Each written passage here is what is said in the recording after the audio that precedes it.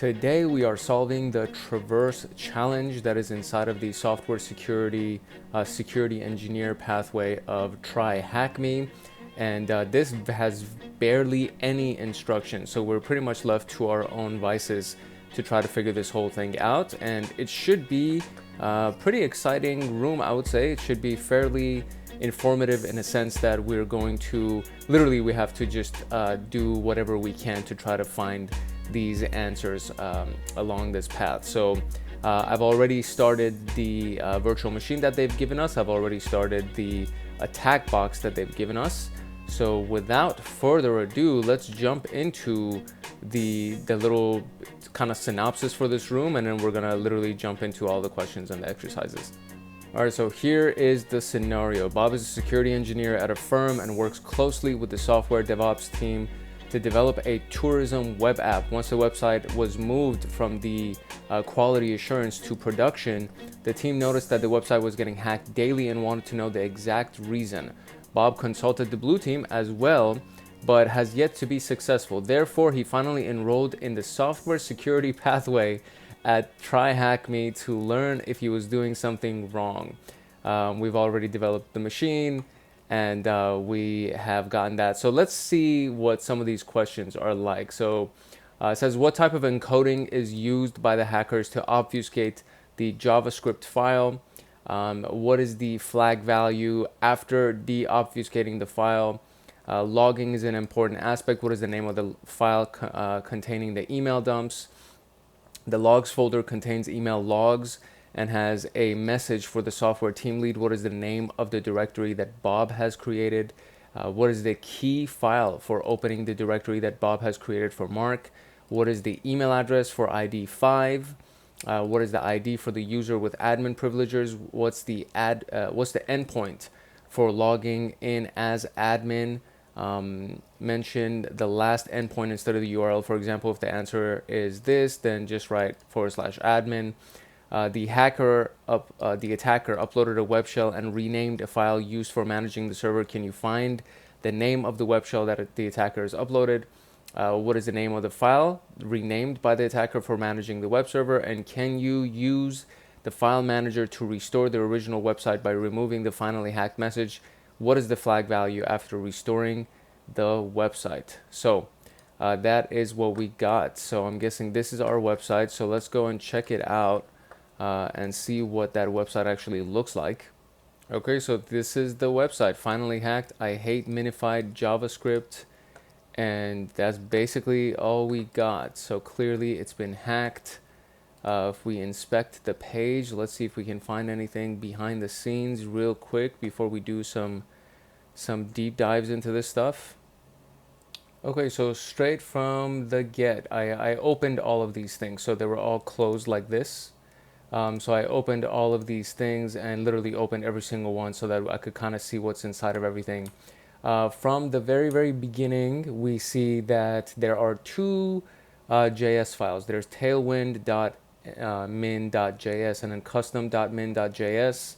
So those could be the two potential JavaScript files. And then when we come down to the body portion and then we go inside of the UL section of that, there's a couple of notes here that it says /logs DevOps team to check and remove later on. So these are comments that they've left right here, and /img. And again, please keep all images in this folder. These are just comments that they've left for us. So those could be potentially interesting sections for us to look at. And then what else do we got? This is the content of the page on the main section, and then we have the footer, which says the same exact thing. So there's really pretty much nothing else inside of the source code of this page, with the exception of these two comments right here that could be a little bit of interest to us. And then we have these two JS files. So if I try to open this, let me see if I can open this thing. So in case you're having trouble clicking on something like this, because sometimes that happens, if you just click on right click on the screen again and then click on view page source, it'll open up a new tab for you where it actually shows you everything like what we just saw without you having to open any, like click those buttons to actually open the code, and it shows you exactly the same thing. So it literally just shows the same exact stuff that we just saw, except now I should be able to click on this And so I can click on it, and this is it. So I will keep the obfuscated so no one can understand. And this looks like hexadecimal. So if we go to, let's see if I can highlight this whole portion here. And I'm going to copy this whole portion, and let's see if we go to CyberChef, if we can find anything inside of CyberChef. So if we do the input right here, and then from hex, if I just drop this here, this is what we see over here. So this is the actual content of the hexadecimal stuff. And it has confirmed for us that it is actually hexadecimal, because it gave us some kind of output when we went from hex. So it seems, let's see, this actually, I think this might be something for us. So if we go and do, I think, what is it, Beautify JS? Or is that what it is, Beautify JS? I wonder if that's what this is going to look like. So do this. Yeah, there we go. Okay, cool. So we have this, and then so there's interesting, there's stuff right here. These are all variables, right? So variable n equals e equals so on and so forth. So directory listing is the only way. And then the script right here, itself gives us if f equals null, console log flag. So this is flag. So this is actually us trying to find a flag. You know how we were supposed to find a flag? So there's a flag in here, and it says n plus space e plus space o plus space I. So n plus e plus o plus I, all separated with spaces. These empty quotes that you see right here, these are just spaces.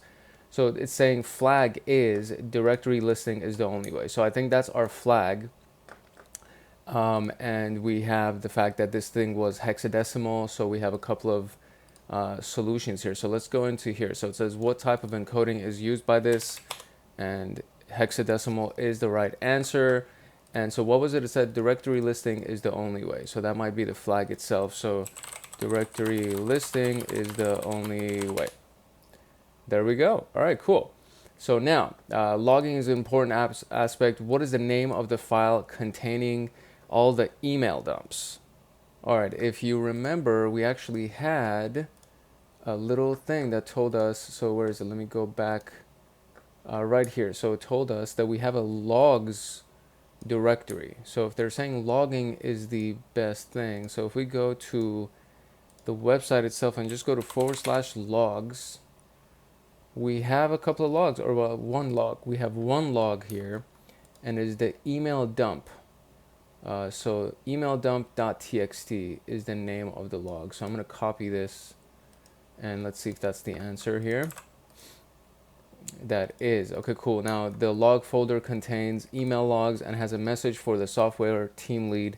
What is the name of the directory that Bob has created? So now we have to enumerate the directories just so we can see what we can find.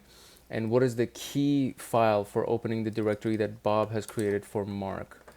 So this is the key right here. We can actually see it. It's right on the page. So it says the page is password protected and cannot be only opened through the key. And this is the key. So that's the key. And we're supposed to find an enumerator. So let me first drop in this key. Yeah, okay, so that's all good. So now the thing that we got to do is we got to enumerate this specific IP address so that we can see, hopefully we can try to find what all of the directories are. So the way that we're going to do that is we're going to use GoBuster, and the GoBuster requires that we use a dictionary for the words to search for it, essentially. And so that's going to be inside of word lists, and then I'm gonna ls this, and then let's see what we can find here. So there we go, GoBuster ls, and okay, so these are all of our word lists. There's actually, I think there's another set of lists that's inside of sec lists. So if I go back, let's see what else we can find. So if I do cd sec list, and sec list is something that you can find on GitHub. So if you actually do a Google search for sec lists, you'll be able to find that stuff, it's like a giant file inside of GitHub, and then you can download that and it'll have all these different things for you. So there will be password lists and payload lists, web shell lists, username lists, and under discovery is, I think, where we can find our directory lists. So we have, let's see, DNS infrastructure, mainframe, SNMP. I think it'll be DNS. And let's see, subdomains and stuff like that. So maybe not DNS. Let me see. I'm gonna look around a little bit real quick. So we got the big directory list. We have a medium and a small directory list. Inside of the regular word list for Dirbuster, it only goes up to medium, so there is no big directory list. So I wonder. I mean, I'm gonna try the medium one because I'm pretty sure if I try the big list, then it'll take a long time. So I'm just going to try the medium list first, and then from the medium list, we'll see if we can find any useful directories that we can potentially use here, and we'll just take it from there. So we are now back in our root directory, and I have the path for that specific list. So now we can use GoBuster. So we're going to do GoBuster.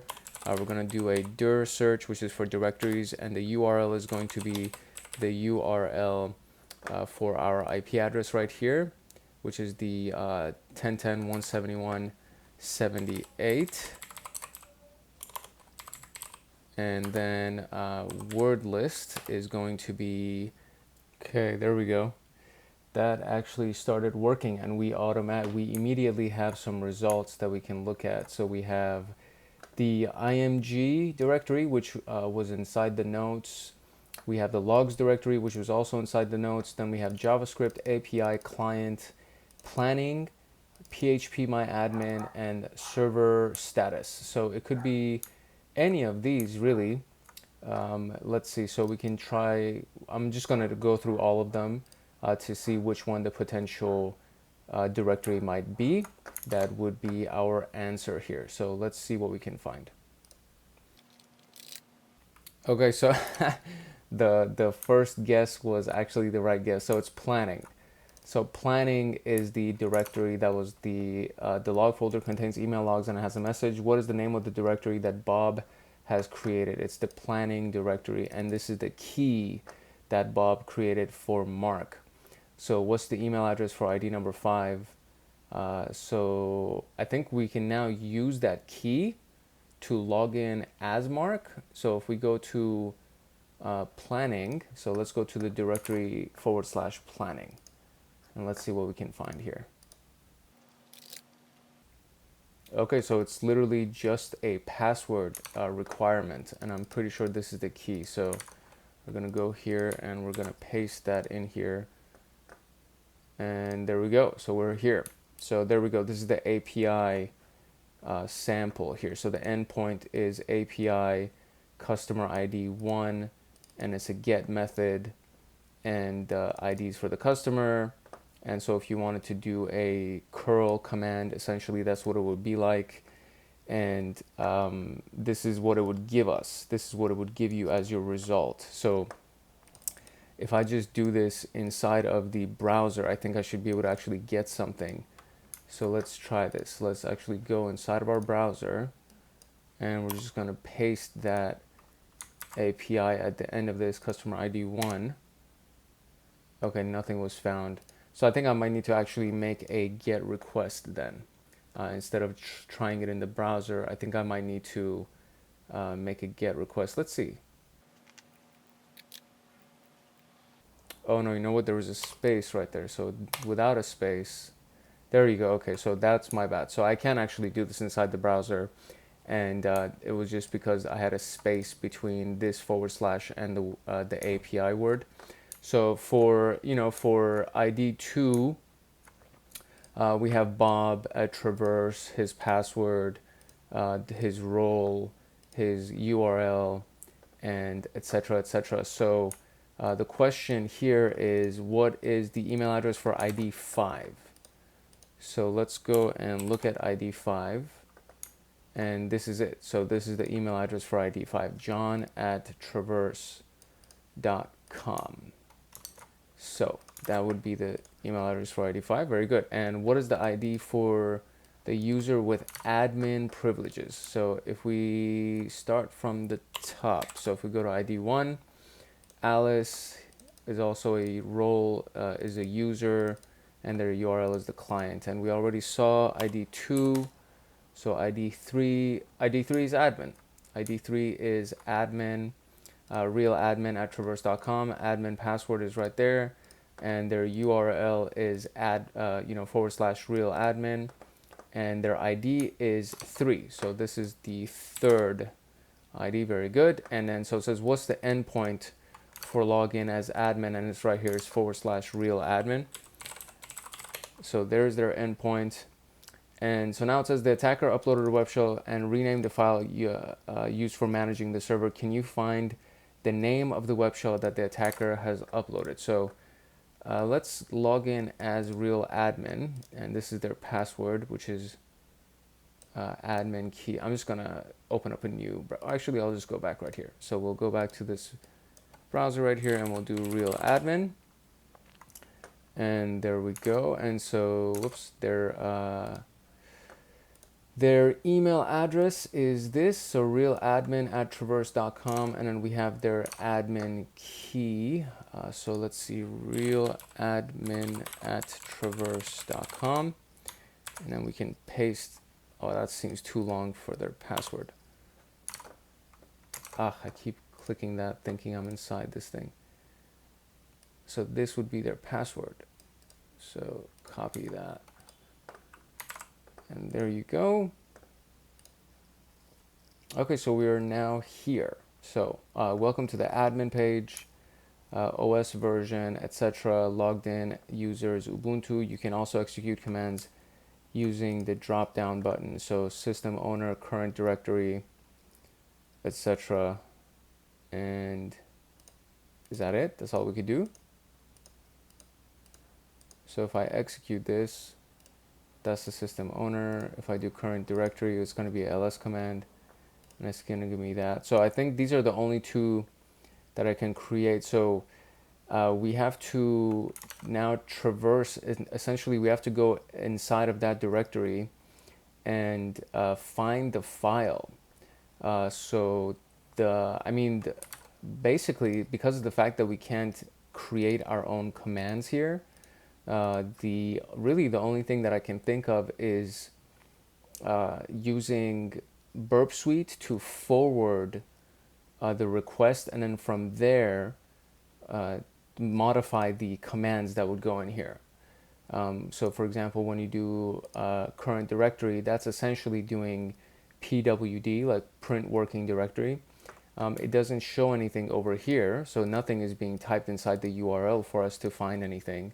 And so it's being done in the background. And so we need to be able to pull the stuff that's happening in the background. So for example, if I go to debugger or network, for example, and if we refresh the page, it should reload something and it should actually show us what is being submitted. And we still see nothing in the actual contents of this that shows us what the command is that's being submitted or anything like that. So we literally have to go ahead and create that ourselves. And the only way that we can do that, as far as the only way that I know anyway, is to use Burp Suite, because Burp Suite allows you to intercept traffic or intercept a request. It allows you to intercept a request, and then you can modify the request with your own command. So I'll just show you. It's easier to show you than to try to explain it. So let's do that. I'm going to fire up Burp Suite real quick, and then we're going to intercept this traffic, and then we're going to go ahead and capture it, the whole thing. So let's try that. All right, so the first thing that we're going to do is we're going to turn on Foxy Proxy so it can actually enable Burp Suite on port 8080, which is our web browser port. And then in this case, I think I should be able to just open it right here. So that is Burp Suite. So we can just open it up real quick. And then once you have that, you turn on intercept on the proxy, and I'll just show you what that looks like. And then we intercept the request. So it's pretty simple. Like once you actually understand it, it's pretty simple. And then I've done several videos on Burp Suite. So if you've never used Burp Suite, you can just go to the channel and you can search through the channel like so, and then you just do Burp Suite as the search, and then you just get, you know, a bunch of stuff, a bunch of videos that comes through having used Burp Suite. So it's really, really useful tool. I think it's actually, you got to do it as one word, I think. Well, either way, it shows up, it brings up a bunch of stuff that you can search for to actually find Burp Suite, and then just watch it. If you've never actually used Burp Suite before, I would recommend that you go through it so you can see what it's like. So now that we have Burp Suite open, we're going to go to the proxy tab right here. Intercept is already on, so I don't need to turn that on or anyway. I usually like turning it off and then just turning it back on. And then when you do this, now it's actually capturing everything that's going on inside of the browser that it's connected to. And to connect Burp Suite to a browser and do that entire setup, you go watch the videos on Burp Suite. I'm not going to do that right now. But assuming that your Burp Suite is connected to your browser through your proxy, Foxy proxy or anything like that, you can now intercept the traffic. So if I go here and if I do a reload of this, it says, do you want to resend this? And I do. And now we got a little notification on Burp Suite. And then if you notice, the website itself, like it's now hanging. This is what they call, I think it's called hanging. I don't know what it is, but it doesn't fully load the command. It just kind of stuck on loading. And the reason for that is because Burp Suite has now captured that traffic. Look, it's captured that traffic, right? And then the command, remember, so print working directory is the command that you send if you want to see what the current working directory is. And that was the last command that we wanted to send. So we can now see that the command that's actually being sent is print working directory. So what we want to do now is we want to modify this, and then we want to send our own command inside of Burp Suite, and we want to forward our own command so we can see what happens on the other side. So the first thing that we want to do is we want to forward this request. So what I'm just going to do is I'm going to click on forward, and then it's going to forward the request, and then it's going to, you know, do the print working directory, and the thing is completed. But now if I go back inside of this, I should be able to go into my HTTP history, and I should see the request that we just forwarded. So the post request through real admin, and then you can see that it was the command print working directory, and then the response was as such. And then inside of that response, let's see if we can find the current working directory that we got, because it should give us the actual response, right? So there we go. This is the response that we got. So this was the print working directory response. So this is what it looks like when you actually forward a request without modifying the command itself. All right, so another neat thing about Burp Suite is that we can repeat certain requests. So since I have this one request that has a status code of 200, which was done successfully, I can right click on this and I can send it to the repeater. And now the repeater tab at the top has been highlighted. And so if we go here, now we have this entire request right here. So now what I can do is I can modify the command inside of this thing, and then I can send it, and hopefully I'll get another response back. So for example, if we change it to ls, which is list, right? So print working directory prints the current directory. The one that was a system command, it was telling us who the system is. So we got the username essentially of the system. So now if I do ls, and if I click send at this moment, it should give us a new response, and it should show us what the specific contents of the directory are. So it came back with a 200 response, which means it actually went through okay.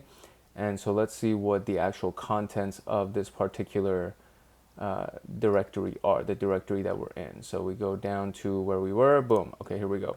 So password for accessing the original file manager is this, and then we have index.php, main.php, renamed file manager PHP, and then the shell PHP.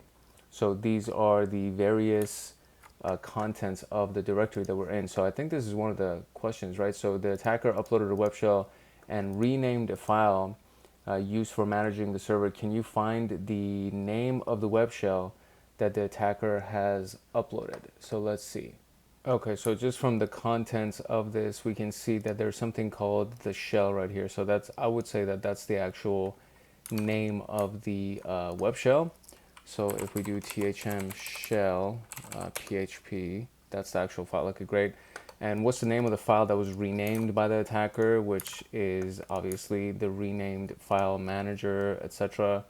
So we're just going to copy this thing, and we're going to go back and paste that here. So that'll be the file. And so finally, can you use the file manager to restore the original website by removing the finally hacked message? What is the flag value after restoring the main website? So this is the part that I think it's going to be a little bit confusing. So let me see. I got to be able to, I need to find a way to actually use this thing and see if we can actually make it work. So I'm going to copy this one more time. I'm going to see if I can load it on our browser here. And if we can, awesome. If not, I might need to create some kind of a listener, like a netcat listener, and go and paste or connect to this specific browser, or not browser, the web server, through the netcat listener, and see if there's a way that we can actually make this happen. Oh, I need to turn off intercept. So let me turn this off. Intercept is off. Admin file manager. So username admin, password. The password was right there too. So we might be able to just use the password that's inside of this thing without creating our netcat listener. So let's see. So THM right here, right? So password for accessing original file manager. So if we do this, let's see if this actually works without us needing to create some kind of a reverse shell. That would be great. Okay, so we are inside of the file manager.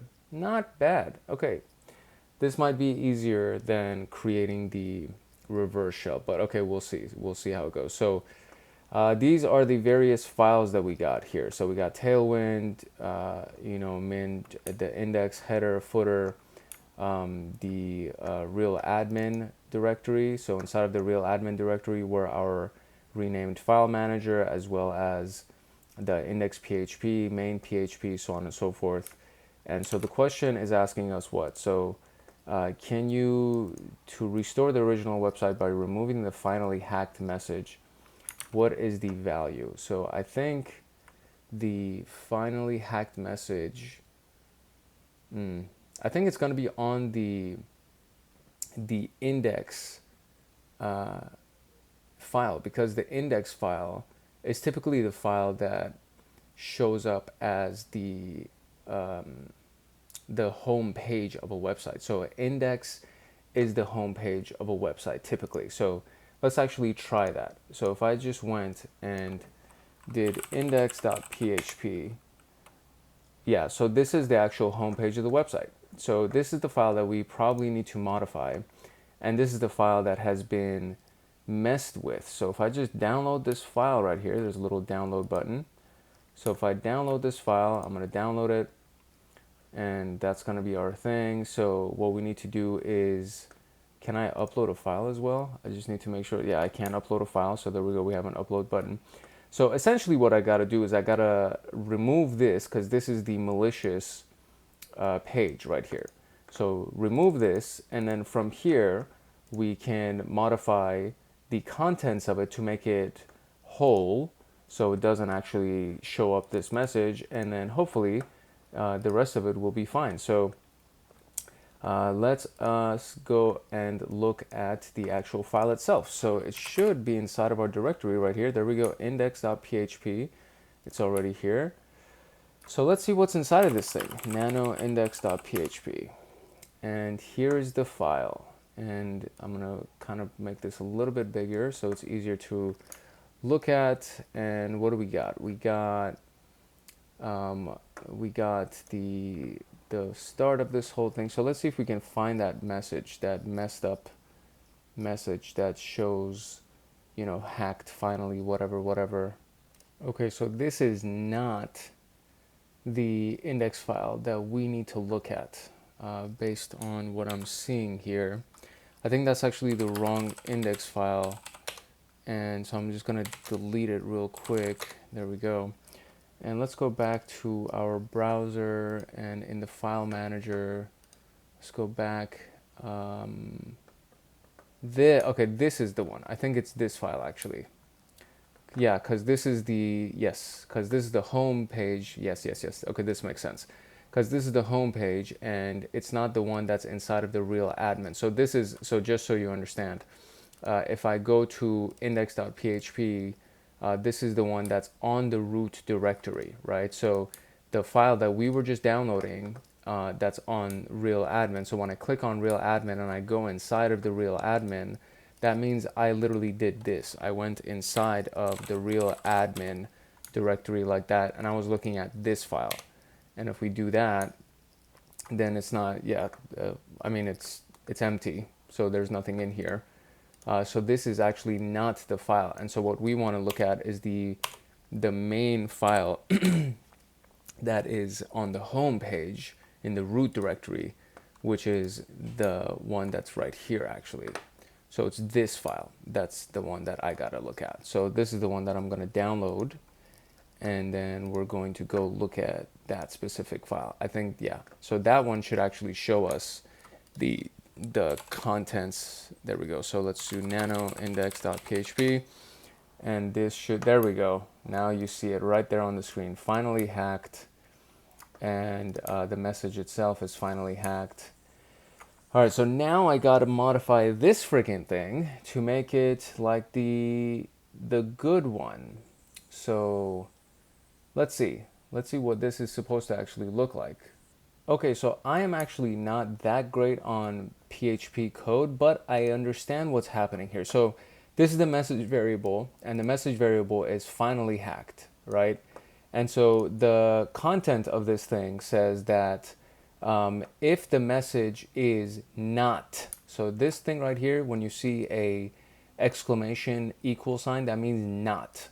So if the message variable is not finally hacked, then you can print onto the screen that you successfully restored the website, and that's the flag. I mean, so this is literally the flag right here. So we could just copy paste this from this right here, but instead of doing that, let's actually try to fix this, right? So what I'm going to do is I'm just going to change the message, because it could literally be anything, right? So finally hacked, finally not hacked, or not hacked, whatever. Like this message could be anything, as long as it doesn't say specifically finally hacked, right? Because that's what this if statement right here is checking for us. So it's saying if the message variable is not finally hacked, which could be anything, that means that you can print the successfully restored. So I'm just going to change this. I'm going to change the message variable to finally, I guess not hacked, whatever. So we'll do finally not hacked. There we go. Now this is not this. Does that make sense? That's basically it. That's all we got to do. So I'm going to now save this file, and we're going to close it out. And so let's just make sure that that's actually the saved file. Okay, there we go. It still says finally not hacked, so we are good with that. So now we have an updated index.php file. So what we're going to do is we're going to delete this one, and we're going to replace this one, because this is the malicious one that we just downloaded. So I'm going to click on this. I'm going to delete it, and it says, are you sure you want to do that? Yes, I'm sure I want to do that. And then I'm going to click on upload, and then I'm going to drag a file from my root, which is index.php, and I'm going to open this mofo. and it is now uploaded, and it says it's successfully uploaded. So I think we should be okay. So let's go here and let's see. Yeah, we do have an index.php. So now once I reload this, here's the moment of truth. Let's turn off Burp Suite. This is the moment of truth. We reload this and we should get a success message. Look at that, successfully restored, website flag, yada yada yada. So that is golden. I hope you caught that. I mean, I think that was actually pretty basic. So you should have caught what we just did right now. And there's our flag. And look at that, we established success here. And I am zoomed out again. God, I hate when this happens. But there we go, we got it. We actually got our success message. So I'm very, very happy about this. And hopefully you understood what we just did. If not, I'm just going to do a quick review of everything that we just did so you understand what we just did. All right, so here is the review. Okay, so the first thing that we did was we needed to find the original website. Obviously, we went to the original website and we looked at the contents that were on the page. And there was a specific file that we needed to find, which was that JavaScript file. So let me see if I can actually reload this thing. And let's just see if we can still see it. So if I do click on view page source, there we go. So all we did was we just looked at view page source, and it says this is the custom.js file. This is the official file. Don't change this. And then we clicked on the custom.js file, and it gave us the contents of it. And it says, I will keep the obfuscated so no one can understand. So this is what type of encoding was the original JavaScript file. And just based on what I've seen before, I know that this is hexadecimal. But if you just go ahead and copy this and then go to CyberChef, which is exactly what we did, and we went to CyberChef and then I pasted it in here. And I think you can also even just double click sometimes, or do smart, let me see, there's some kind of magic. Magic is the specific one. So magic kind of tries to auto detect what the thing is, and it gives you a specific recipe. For example, in this case, it's from hex. And so it detected what this was, and then it went and gave you the response for it. So you can tell that this is a hexadecimal type of encoding. So if you didn't know what this was, I had my I had my recording thing set up, or not recording, the talk to text or whatever. So if you didn't know what that was, and I mean in this case it's been completely replaced by this, then you could just use the magic specific recipe and it would tell you what type of encoding it was. Anyways, so we found out that it is a hexadecimal encoding. And then when you look at the value of the file, which is exactly what we did. So we took the value from that hexadecimal decoding, and then we came to a beautifier.io, which just beautifies JavaScript, or I think it can detect a lot of different types of code and beautify the code, which essentially means that it just makes it easier for you to analyze and look at. When we look at this, we see that there's multiple variables here. So there's a function inside of a function, and this particular function is do nothing, whatever. But there's multiple variables here, and variable neoif, right? You have these variables, and then there's a command, an if statement right here that says flag. So this is a string, which means anything that's inside of a quote, essentially, and you see this right here, anything inside of a quote, these are strings. So when you see this inside of this, you can just assume that that's basically what is going to print onto the page. For example, this code does nothing, right? So when you see something like this, that's just a string. So we know that this is the flag, this is where it starts, and now it's including the n variable.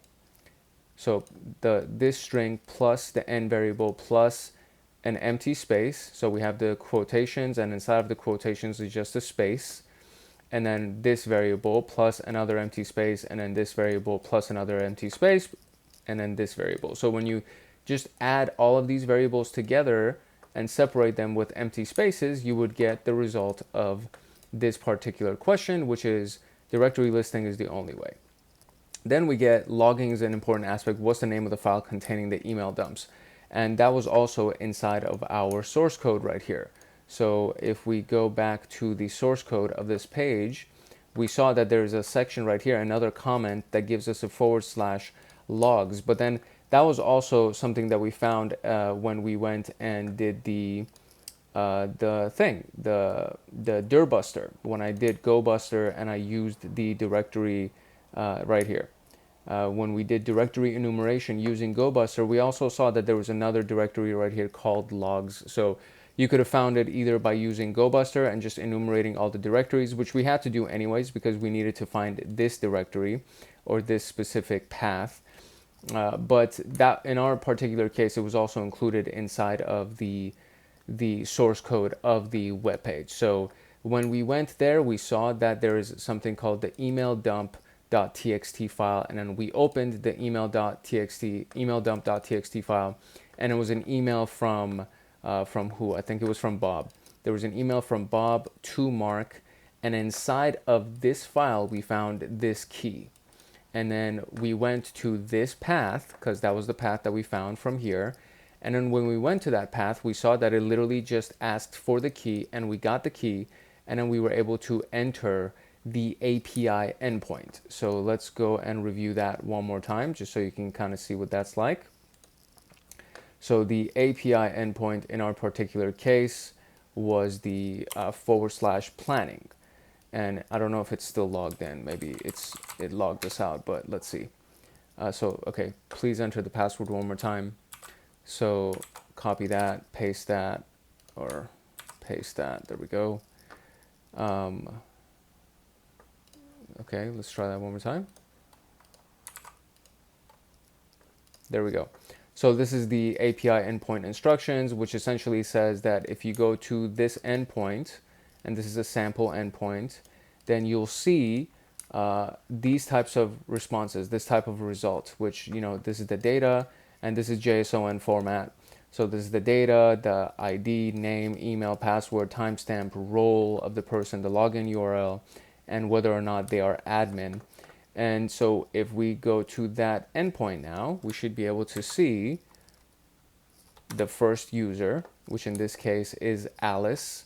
And then Alice at Traverse, this is her password. There, the type of user is admin is set to 0, which means it's no, so she's not an admin. So that is the specific API endpoint that we can query to see the rest of these questions. So it says, what's the email address for ID number 5? And then so we just changed the ID right here to ID 5, and we got the email address for, who was it? It was John. So John at traverse.com. And that was it. And then what's the ID for the user with the admin privileges? So for that one, I just literally just went through each individual user one by one, and then we ended up at user number 3, which was admin. And you see how there is admin is set to 1. That means they are an admin. So there we go. Let's make sure that this is all good. And I just zoomed the hell out of that. So that's super weird. Let's kind of zoom back in with this. So there we go. We got that information, and then what is their path to log in, and this was the real admin path for them to log in. And then we went to the real admin path, and then we were able to get into the actual file manager, which is this specific page right here. And this is the root directory of the file manager, because inside of the root directory we can see that the other directories, so these are, I don't know if you noticed, but these are actually all of the directories that showed up when we did our GoBuster attack, not attack, but our GoBuster enumerator, right? So if we just kind of move this to the side, you can see that actually these are literally all the same directories. So IMG, client, API, JavaScript, etc., etc. So these are all the different directories that showed up as we went through the root directory of this URL. So that means this is literally our root directory. And so on the root directory, there are several files that are of note to us, or there are several, one of them is a file, another one is a directory. The directory that's of note to us, which is the real admin directory. And so if we go inside of this, now we see these various files. And inside of that, there was a web shell that was renamed for managing the server. and that was the THM shell, which is this thing right here. And then we have the one that's renamed file manager, and this is the renamed file manager that we found. And then finally, it was getting the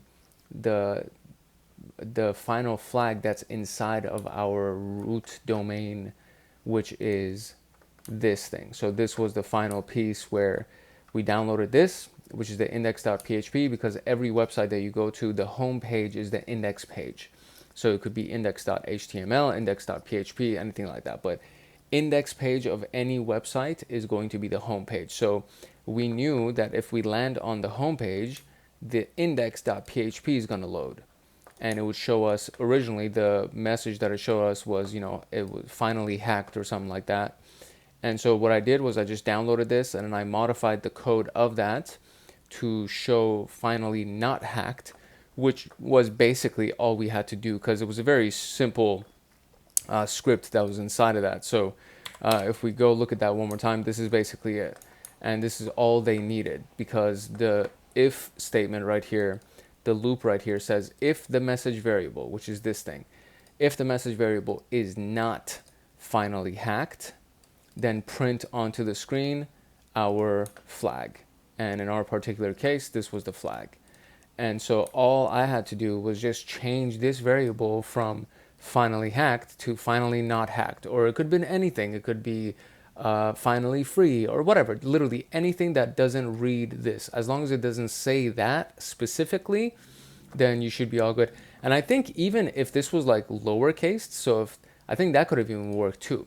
But in either case, as long as the message variable does not read, is not finally hacked, then it would print the success message for us, which it did, and we got our final flag. So that was it. That was all we had to do for the Traverse lab inside of TryHackMe, which is very exciting, and I'm super happy that we were able to accomplish it. So hopefully you learned something from this as well. I don't know why I only got 56 points when all these other people got so many other points, because I got all the answers right. So this part is very annoying to me. I'm so upset that I only got, or not 56, I guess. No, there we go. Yeah, my final points is 88. But whoever this person is right here, they got 196 points. I don't understand why they got 196. Maybe it's because they completed it twice or something. I don't know. But I want to know why they got 196 and everybody else is only capped at 88 points. I am so upset at this. I want to make sure that I also get all the points because I got all the answers. What the hell? Anyways, that was it. That was it for the Traverse challenge on TryHackMe. If you found this video useful, please go ahead and like, subscribe, turn on the notification bell, do all that good stuff, and join our community. We are having a lovely, lovely growth in our community, and it would be lovely to see you inside of the comment section as well. And this is what is happening. This is a very, very active comment section, and there's a lot of people coming through, and I respond to every single person. And if you have a question, I will respond to your question too. If you just want to say hi, I'll say hi back to you, so on and so forth. This was hilarious. That came yesterday. It goes, love you, bro, no Diddy. If you know what's going on with the Diddy fiasco. So yeah, man, I would love to see you inside of the comment section. I'd love to see you as a part of our community. And it would be really nice to just have the community keep growing, because this has been it's been very humbling for me, but I think a lot of people are also finding value from it. So make sure that you like, subscribe, turn on the notification bell, and of course, drop a comment just to say hi. It's your boy Hank Hackerson at Hank Hacks Hackers, your favorite network and system attacker / protector. And we did the Traverse video today inside of TryHackMe. This was the Traverse challenge. So if no one else loves you, Hank loves you. Love, peace, and chicken grease. And I will see you in the next video. Peace.